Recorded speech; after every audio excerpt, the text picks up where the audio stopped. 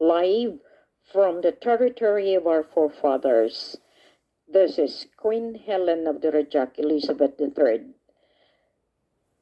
May 2nd, 2023. Napaka ganda tingnan kung magkakaisa ang sambayanan. Napakaganda makita ang inyong suporta sa tunay na pagkakaisa. Subalit, warning po sa inyong lahat. Hindi po ako ang nagpatawag sa inyo para pumunta sa Central Bank. Wala po akong inutos na kayo ay pupunta sa Luneta. At lalo, wala akong inuutos na kayo ay mag-bus mula Mindanao, mula Iloilo, Antique, mula Capiz, para lang magkobra ng kalupaan. Wala po akong inuutos na mag-distribute ng kalupaan sa ngalan ng soberenya. Illegal po lahat ang ginawa ng mga maharlikang tribo dahil hindi po iyan ang aking utos.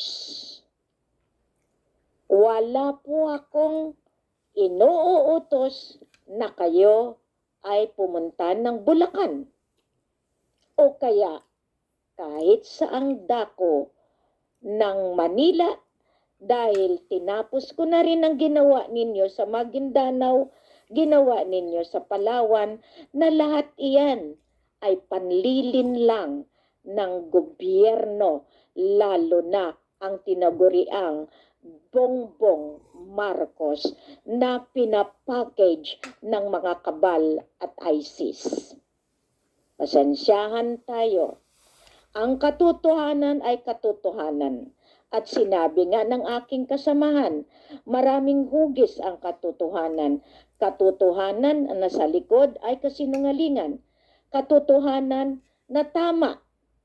Katotohanan na pwedeng gawin ng kung sino-sino lamang.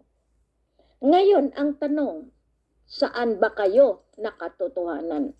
Katotohanan na nanggagaling sa mga tinatawag natin mga taong merong kredibilidad, integridad, at may profesionalidad. Ngayon, titingnan natin, saan nga ba kayo nahahanay? Masakit lang makita. Maraming beses na kayong naloko. Anong pupuntahan ninyo? Pera o kahon? Pera o kayo ang malalagay sa alanganin? Punta kayo doon. Paano kung nagdesisyon ang kataas-taasan na hukom na mag-shutdown? Saan kayo matutulog? Sa hotel, may pera kayo? Paano kung na-shutdown lahat ng barko, lahat ng mga ports, lahat ng mga daanan? Ayun, hindi kayo naawa sa mga kasama ninyo? Kasi narinig ko, pangalan ko ang ginamit ninyo. Meron na bang ibang Helen Panulino na Queen Helen? O kayo ang nag-duplicate? Bongbong, natalo ka na mula pa sa China. Diba nung kinukuha nyo yung pera kasama si Irene, sino pang kasama ninyo? Diba umuwi kayo, $10,000 lang ang pinadala sa inyo ng mga elders? Dahil hindi kayo. Ngayon, dinidireksyon nyo pa. Wala na ang gobyerno, 2013 pa. Inantay ko matapos ang Carpenter Agreement noong March 22, 2015 at automatic ang Federal Republic of Lupasug nagkaroon ng tinatawag natin na sama-sama kasi kailangan namin magkaroon ng pamumuno, no? lateral government. Namumuno kami noon pa dahil alam namin na tapos na ang otoridad binigay sa inyo. Ngayon, papuntahin nyo yung mga tao, maghahakot system kayo. Di ba nangyari yan mula Bulacan, nag-spend yung mga BARM dyan, sinuportahan yung BARM papuntang Mindanao. Ngayon, ibabaliktad ninyo, taga-BARM pupunta sa Manila. Napakalaking kahangalan na yan. Ginagamit nyo ang konstitusyon, ginagamit ninyo ang batas. Ang batas ninyo, ang BTA nyo hanggang 2028, paano kung wala na rin lang balor ang pag-aantay ninyo? Di ba pinatay ninyo marami? Tapos nag-offer kayo ng bulaklak sa mga fallen heroes ninyo. Paano yung mga sundalo na pinain ninyo nang dahil sa kawalang hiyaan ninyo sa pag-claim ng Ligwasan Mars, ng kaharian? Nakita ninyo? Yan ang kahangalan na sinasabi ko. Ngayon sasabihin nyo, totoo ba itong sinasabi ko? At kini-question nyo kung totoo nga o kasinungalingan pa rin. Lahat ng posting ninyo, tagus iyan. Merong nagbabasa niyan. At ang hindi nyo alam, baka dampot kayo. Hindi biro ang kinakalaban ninyo. Batas sa batas. Ngayon, questionin nyo ang soberenya. Nagkamali kayo. Dahil ang konstitusyon binabago. Dahil illegal constitution ang 1986. Alam nyo ba yan? Ngayon, kawawa kayo na magiging biktima dahil hindi ako ang nag-utos. Pero kung may sarili kayong queen na nagsasabi nagdi-distribute ng kalupaan, paano kung wala kayong lupa na makukuha? Dahil illegal. Kaya nga nakita ko, doon dinala yung mga tribo. Salamat pala doon, Nanette Tampico, kasama ka pala dyan. Lahat kayo na nagtraidor. Ami Sagor Mangkoy, nakita ko yung posting mo. Kung saan ka man naroroon ngayon, intayin mo lang dahil nakasama ka sa listahan. Ang sakit ng mga pananalita ninyo. Ano ba ang nagawa ninyo sa bayan? Kayanin nyo ba kung ano yung ginawa ko mula noong ako'y pinanganak? Sabihin nyo na yung dapat nyong sabihin.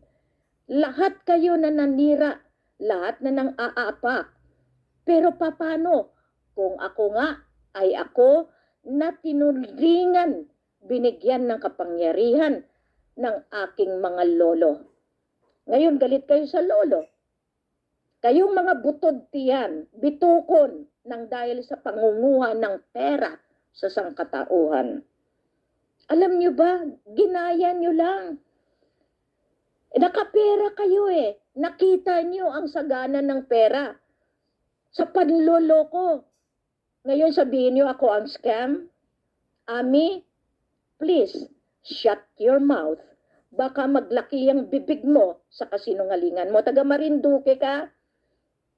I-check ko rin lahat iyan. Okay? Princess Emery de la Cruz. Pakicheck yan. Taga Marinduque ka. Okay? Gomer Tando. Tingnan nyo mabuti yung mga taong iyan. Ngayon, pairalin natin. Pamilya sa pamilya. Hindi ako nagsasalita ng patapos. Pero kaya ko kayong tutuntunin. At iyan ang sinasabi ko. Naniniwala kayo kay Bongbong? Saan na ba ang pera niya? Sinasabi ko nga eh. Paano niya makukuha? Paano siya maging signatory? Illegal government nga sila. Illegal president. Tapos na. Tinapos ko yan. Ngayon, hindi kayo naaawa sa sultan na totoo? Kung saan kayo kumukuha ng mga sultan-sultan ninyo? Johanna Makalinaw, taga Iloilo ka. Hinahanap ka namin. Pero since na marami ka nang naloko at yung mga nagpapaloko, hindi po siya signatory ng mother account. Nasa rehistro lamang po kayo ng SEC.